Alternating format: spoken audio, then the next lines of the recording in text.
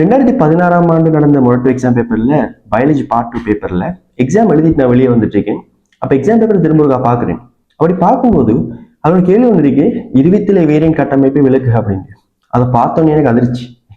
ஏன்னா நான் எழுதிட்டு வந்தது இருவித்திலை தண்டின் கட்டமைப்பை, வடிவ படம் கீறி அதை குறிச்சி அவ்வளவு நான் செலவழிச்சு நான் எழுதிட்டு வந்தது கேட்ட கேள்விக்கு விடையில்லை. நான் எதை கேள்வியா நினைச்சேனோ அதுக்கு. அந்த சம்பவம் என் வாழ்க்கையில எக்ஸாம்ஸ் நான் ஃபேஸ் பண்ற விதத்தையே முற்றிலும் மாற்றி அமைச்ச ஒரு சம்பவம். ஏன் அப்படின்னு சொன்னா, அந்த இடத்துல நான் யோசிச்சேன், எவ்வளவுதான் நம்ம படிச்சாலும் எவ்வளவுதான் ஹார்ட் ஒர்க் பண்ணாலும் அந்த 2 மணித்தியாலம் அல்லது 3 மணித்தியாலத்துக்குள்ள நீங்க எவ்வளவுதான் அந்த பேப்பர்ல எழுத போறீங்களோ அதுதான் உங்களோட மார்க்ஸை தீர்மானிக்கும், அதுதான் உங்களோட வாழ்க்கையை தீர்மானிக்கும், A-level எக்ஸாமை பொறுத்த வரைக்கும். ஸோ எக்ஸாம் டைம்ல நம்மளோட 100% கொடுக்கணும். எக்ஸாம் டைம்ல நம்மகிட்ட இருக்கிற எல்லாத்தையும் அந்த பேப்பர்ல வச்சா தான் நமக்கு அது மார்க்ஸா கிடைக்கும். இல்லைன்னு சொன்னா நம்ம தலைக்குள்ள அறிவா இருந்துட்டு போகும். அதில் எந்த விதமான உங்களோட ரிசல்ட்ஸ்ல எந்த விதமான மாற்றமும் வராது. நம்ம யோசிச்சு பாருங்க, உசைன் போல்ட் வந்து எவ்வளவு பிராக்டிஸ் எடுத்திருப்பார் அவரது வேர்ல்ட் ரெக்கார்டு வைக்கிறதுக்கு. ஆனா அவ்வளவு மேனிஃபெஸ்ட் பண்ணப்பட்ட இடம் வந்து அந்த 9.58 செகண்டுக்குள்ள தான். அவ்வளவு ஹார்ட் ஒர்க்கும் அவர் அந்த டைமுக்குள்ள அவுட்புட்டை தரல அப்படின்னு சொன்னா அந்த வேர்ல்ட் ரெக்கார்டு இன்னைக்கு இருந்திருக்காது. அப்படிதான் வாழ்க்கையில சில சந்தர்ப்பங்கள் வரும், அந்த நேரத்துல நம்மளோட ஃபுல் பொட்டன்ஷியலை வெளிக்காட்டல அப்படின்னு சொன்னா எங்களோட வாழ்க்கையில அது எவ்வளவு காலம் போனாலும் ஒரு மறக்க முடியாத ஒரு நிரந்தரமான ஒரு மாற்றத்தை அதை ஏற்படுத்திட்டு போகும். ஸோ அது மாதிரி தான் இந்த A-level எக்ஸாமும். நீங்க இந்த A-level எக்ஸாம்ல 2 மணித்தியாலம் அல்லது 3 மணித்தியாலத்துல எவ்வளத்த அவுட்புட்டா கொடுக்குறீங்களோ அவ்வளவுதான் உங்களோட வாழ்க்கையை தீர்மானிக்க போகுது. First of all A-level 2026 special exam எழுதுறாங்களுக்கு இந்த வீடியோ நான் அப்லோட் பண்ற இந்த நேரத்துல சரியா 1 மந்த் இருக்கும். ஓகே, ஸோ அந்த 1 மந்த்துக்குள்ள நீங்க எப்படி உங்களோட ப்ரிப்பரேஷன் செய்யலாம்ன்றதை பத்தி ஃபர்ஸ்ட்டுக்கு நான் எக்ஸ்பிளைன் பண்றேன். முதலாவது விஷயம் வந்து உங்களோட டைமை வேஸ்ட் பண்ணவே வேணாம். ஓகே, நீங்க எவ்வளவுதான் பெரிய கெட்டிக்காரனா இருந்தாலும் சரி, இந்த டைம்ல உங்களுக்கு எவ்வளவுதான் கான்ஃபிடன்ஸ் இருந்தாலும் சரி, உங்களோட டைமை தயவு செஞ்சு வேஸ்ட் பண்ணாதீங்க. இந்த 1 மாசத்தை ஃபுல்லா படிப்புக்கே செலவழிங்க.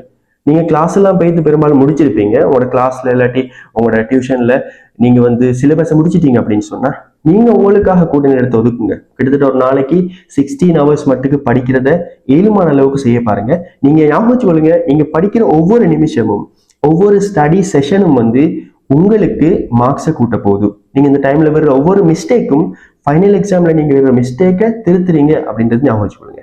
2வது விஷயம் வந்து இந்த டைம்ல நீங்க பிராக்டிஸ் பண்ண வேண்டியது ஞாபகப்படுத்துறத, வாசிக்கிறத இல்ல, ஆக்டிவ் ரீகால். உங்களோட மூளைக்கு திரும்ப திரும்ப தகவலை வெளியே எடுத்து பழக்கினீங்கன்னா தான் எக்ஸாம் டைம்லயும் உங்களுக்கு தகவல்கள் வெளியே வரும். 3வது விஷயம் வந்து வீக்கா இருக்கிற ஏரியாஸை படிங்க. பெரும்பாலும் உங்களுக்கு வீக்கா இருக்கிற ஏரியாஸை எந்நேரத்துக்கு நீங்க ஐடென்டிஃபை பண்ணிருப்பீங்க. இந்த ஏரியாஸ்ல தான் வளமையா பிள்ளை விடுற, இந்த ஏரியாஸ்ல தான் எனக்கு மறக்கிற, அப்படியான ஏரியாஸை கொஞ்சம் ஊண்டி படிங்க.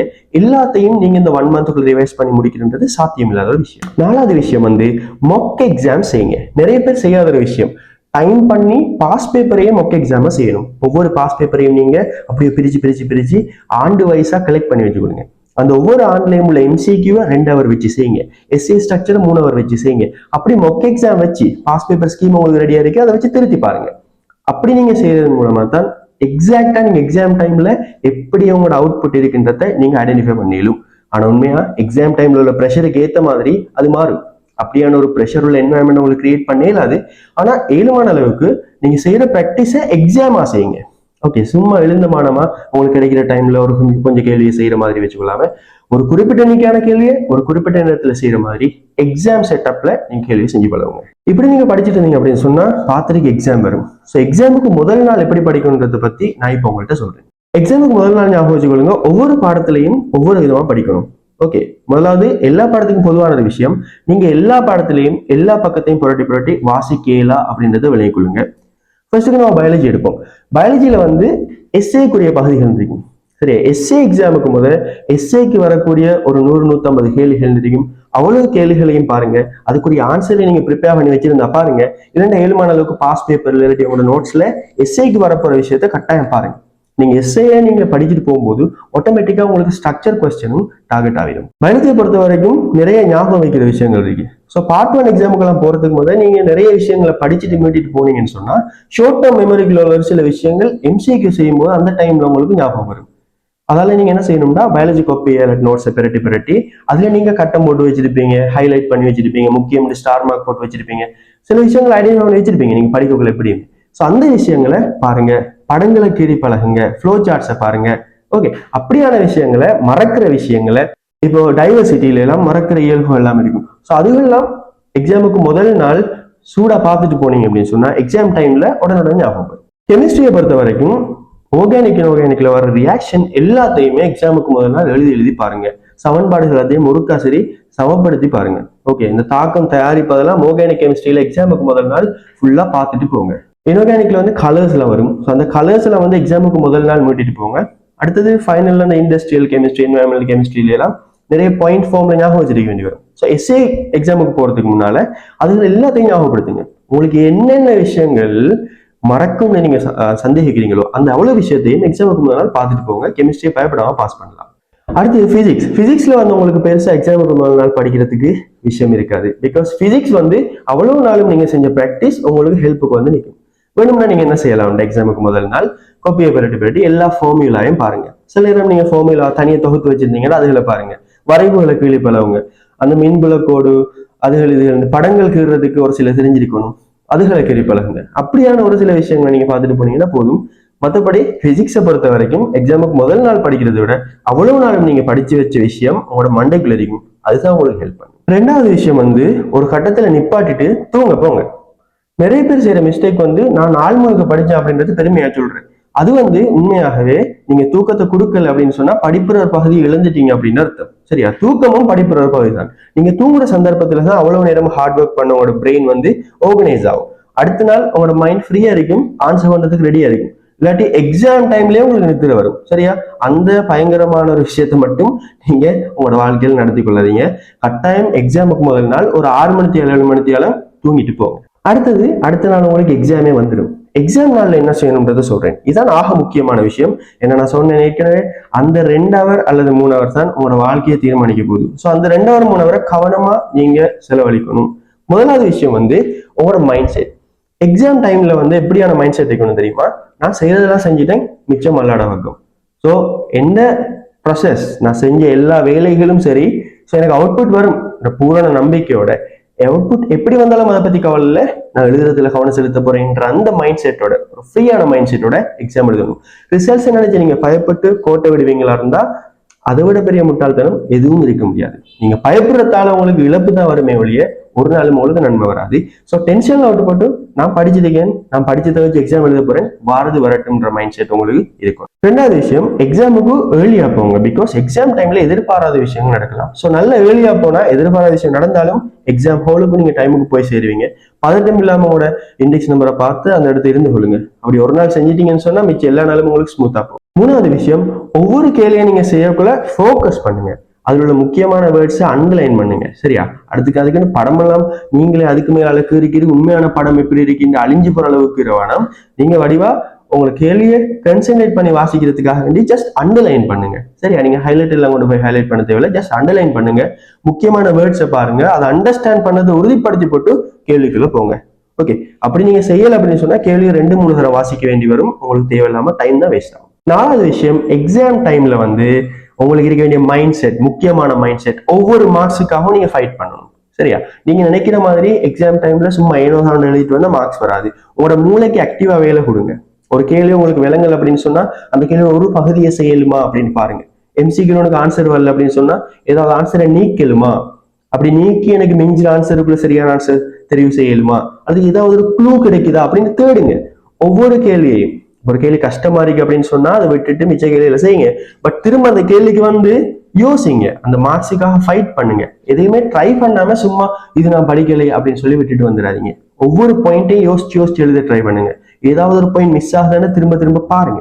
ஸோ அப்படி நீங்க செய்யும் போதுதான் உங்களுக்கு மேக்சிமம் மார்க்ஸை டச் பண்ணிடும். உங்களோட கெப்பாசிட்டி இருக்கும், நீங்க கொடுக்குறதே கீழே இருக்கக்கூடாது. ஸோ அந்த கெப்பாசிட்டிக்கு வார வரைக்கும் கொஞ்சம் ஒரு புஷ் நீங்க கொடுத்தீங்கன்னு சொன்னா உங்களுக்கு அந்த கெப்பாசிட்டி அடையும். அடுத்த விஷயம், இப்படி செய்யும் போது எப்பவுமே ஸ்டாண்டர்ட் வே ஃபாலோ பண்ணணும். இப்போ கெமிஸ்ட்ரியில எல்லாம் நீ செய்யும் போது நிறைய ஸ்டெப்ஸ் எழுத வேண்டி வரும், அழகு போட வேண்டி வரும். அதுல ஒவ்வொன்றே மிஸ் பண்ணாம செய்யுங்க. சரியா? அதுக்காக ஏற்கனவே நீங்க பிராக்டிஸ் எடுத்திருக்கணும். ஸ்டாண்டர்ட் இதுவரைக்கும் பின்பற்றி வந்த ஸ்கீம்ஸ்ல இருக்கிற அந்த முறைகளை வந்து மாத்தாம அப்படியோ பேப்பர்ல போடணும். அஞ்சாவது விஷயம், கேள்வியை தெரிய செய்யறதுக்கு இப்போ உங்களுக்கு நேரம் தாராங்க. ஆகவே அந்த நேரத்தை பயன்படுத்தி கேள்விகளை நல்லா பாருங்க. ஸோ ஃபர்ஸ்ட் ப்ரையாரிட்டி நீங்க எது கொடுக்கணும் தெரியுமா? பாஸ் பேப்பர்ல சிலதுகள் இருக்கும், ஏற்கனவே வந்த மாதிரி இருக்கும். அப்படியான கேள்விகள் வந்தா கட்டாயம் அந்த கேள்விகளை செய்யுங்க, குறிப்பா பயாலஜியில. பிகாஸ் கிட்டத்தட்ட பழைய ஸ்கீம்ல உள்ள அதே பாயிண்ட்ஸ் திரும்ப அப்படியே வரதுக்கு நிறையவே சான்ஸ் இருக்கு. ஸோ கட்டாயம் பாஸ் பேப்பர்ல வந்த பாணியில இருந்தா செய்யுங்க. அடுத்து சில செக்ஷன்ஸ் எப்பவுமே லேசா தான் வரும், உதாரணமா எலக்ட்ரானிக்ஸ் மாதிரி செக்ஷன். ஸோ அந்த செக்ஷனோட கேள்வியை செலக்ட் பண்றது கொஞ்சம் முன்னுரிமை கொடுங்க. அதுபோல பிசிக்ஸ்ல ஒரு சில செக்ஷன்ஸ் இருக்கு, அதெல்லாம் வளமையா வர லேசி தான். ஓகே, இப்போ 2 கொள்ளளவை தட்டை தந்து அடுத்த ஒரு பாடத்தாந்து ஒரு ஏற்றம் ஒன்று அது இருந்துச்சுன்னு சொன்னா அது கட்டாயம் அது 6 முடுகளை வச்சு வர கேள்வியா தான் இருக்கு. ஸோ அந்த கேள்வியை நீங்க பயப்படாம டச் பண்ணலாம். ஸோ ஒரு சில பாணிகள் இருக்கு, பாஸ் பேப்பர் அண்டர்ஸ்டாண்ட் பண்ணுங்க, அப்படியான கேள்விகளை செலக்ட் பண்ணுங்க. சில நேரங்கள்ல நம்ம செலக்ட் பண்ற கேள்விக்குள்ளேயா போய் அந்த கேள்வியை விட்டுட்டு திரும்ப இன்னொரு கேள்விக்கு போற சிச்சுவேஷன் கூட வரலாம். அதனால இந்த கேள்வியை தான் செய்ய போறேன், மெக்கானிக்ஸ் தான் செய்ய போறேன், வேவ்ஸ் தான் செய்ய போறேன் போகாம ஒரு ஓப்பன் மைண்ட் செட்டோட போங்க. அங்க போய் எந்த கேள்வி உங்களுக்கு கம்ஃபர்டபுளா படுதோ அந்த கேள்வியை எடுத்து நீங்க செய்யலாம். அடுத்து இன்னொரு முக்கியமான விஷயம், பிசிக்ஸ்ல இப்போ இதை நிறுவி காட்டுங்க அப்படின்னு சொல்லிற கேள்வி வருது அப்படின்னு சொன்னா அதுல கொஞ்சம் நீங்க செலக்ட் பண்ணலாம். பிகாஸ் அதை நிறுவி காட்டிட்டீங்கன்னா உங்களுக்கு ஷுவரா மார்க்ஸ் வரும். ஓகே, நீங்க அதை நிறுவி காட்டாட்டி உங்களோட பிள்ளைன்னு உங்களுக்கே விளங்கும். ஸோ அப்படியான கேள்விகளுக்கு நீங்க முன்னுரிமை கொடுக்கலாம். அடுத்து பந்தி கேள்வி, உங்களுக்கு மற்ற கேள்விகள் கஷ்டமா இருந்தால் பந்தி கேள்வி பயப்படாம சூஸ் பண்ணுங்க. அதுல ஒரு சில மார்க்ஸ் வந்து பந்தியில இருந்தே உங்களுக்கு எடுக்கலாம். So free marks. 6வது விஷயம் வந்து டைமிங். எக்ஸாம் டைம்ல ஒவ்வொரு கேள்விக்கும் எவ்வளவு டைம் ஒதுக்க போறீங்கிறத நீங்க வீட்டுல இருந்தே ப்ரிப்பேர் பண்ணிட்டு போகணும்.